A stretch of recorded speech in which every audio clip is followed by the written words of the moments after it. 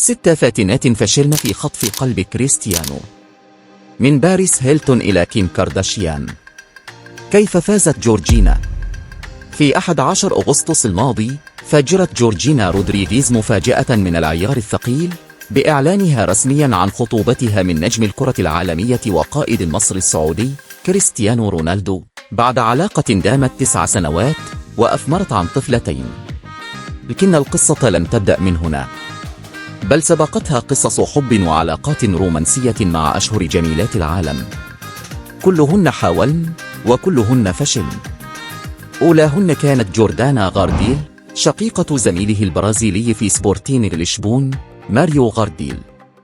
كانت أول حب في حياة كريستيانو، علاقة دامت لعام تقريبا، لكنها انتهت كما بدأت، بهدوء وربما بندم.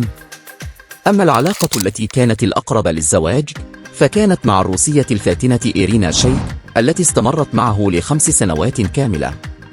خطبا فعلا، لكن غيرة شديدة، إشاعات خيانة ومشاكل بينها وبين والدته دولوريس دمرت كل شيء.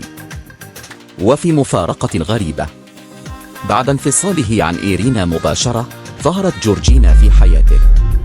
ولا ننسى البرتغالية الأنيقة ميرشي روميرو، إعلامية وعارضة أزياء شهيرة في بلد كريستيانو الأم.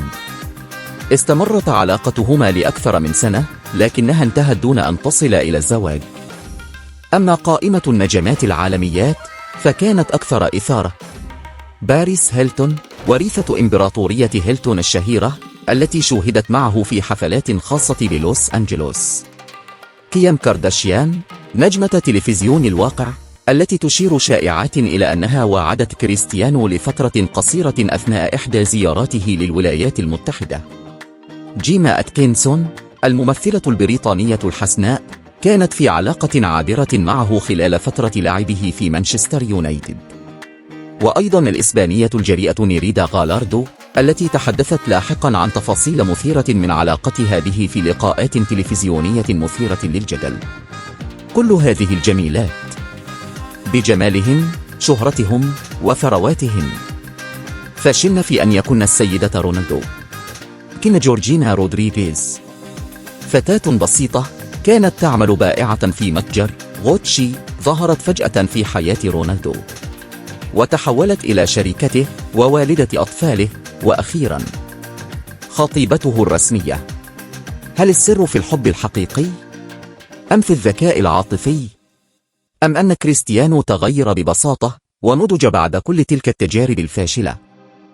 البعض يعتقد أن والدته دولوريس لعبت دورا كبيرا في ترجيح كفة جورجينا بعد أن ارتاحت لها أكثر من إيرينا. ومهما كانت الأسباب، جورجينا فعلت ما لن تفعله أشهر جميلات العالم. أقنعت رونالدو أن الحب لا يحتاج شهرة ولا ثروة، فقط قلب صادق وهدوء في العاصفة. في عالم النجوم القلوب لا تشتر ولا تنتزع بالقوة، وربما الحب الحقيقي يحتاج فقط من يعرف كيف ينتظر. إذا أعجبك الفيديو لا تنسى الإعجاب والاشتراك في القناة، وشكرا.